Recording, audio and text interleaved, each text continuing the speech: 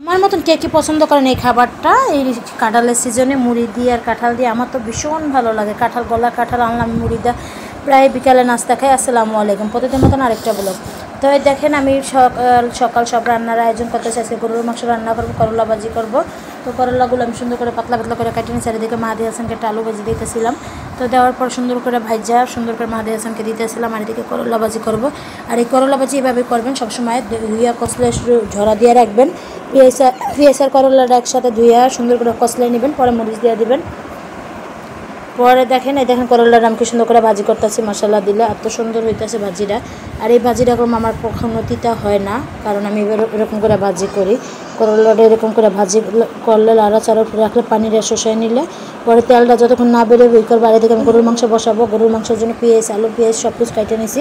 তো এগুলো সুন্দর করে ধুয়ে পরিষ্কার করে নিতেছি, যেহেতু তাড়াহুড়া রান্না, কারণ রান্না করতে হবে। যেহেতু শুক্রবার ছিল, গতকালকে ভিডিও ছিল, তো আজকে এডিট করলাম। যাই হোক, এদিকে ভাজির আমি আবার লাড়াচাড়া দিতেছিলাম। তো দেওয়ার পর সুন্দর করে ঝরা ঝরা করতেছিলাম। আর দেখেন ভাজিটা কত সুন্দর একটা কালার আসছে, কত লোভনীয় হয়েছে আর কত মজাদার। আর এরকম করে গরুর মাংসটা আমি বসাই দিলাম।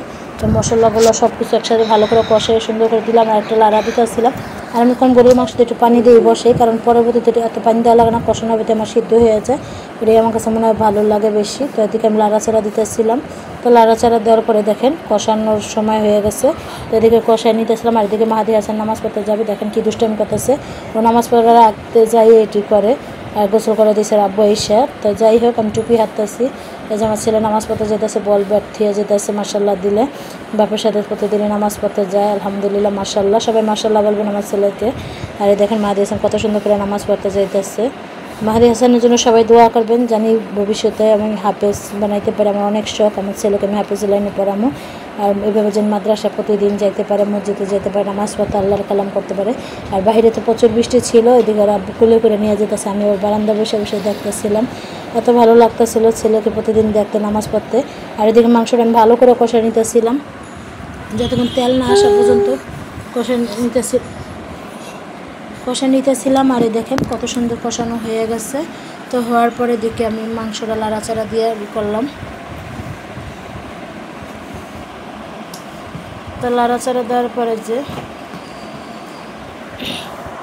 তো এদিকে আবার ছেলে আমার আইসা পড়লো নামাজ পড়ে, আব্বুর সাথে কান্দা করে আসছে। এরকম একটা শান্তি যে আমরা কোন ছোটোবেলায় এরকম বাবার কান্দা করছি।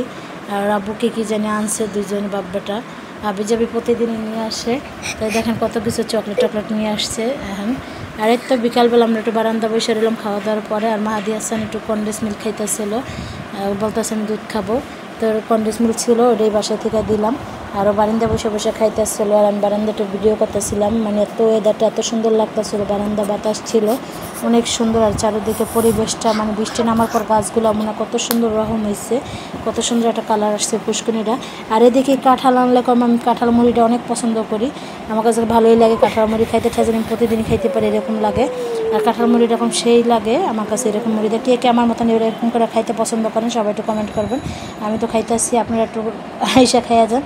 তো ভিডিওটা এই পর্যন্ত, সবাই ভালো থাকবেন, সুস্থ থাকবেন, আল্লাহ হাফেজ।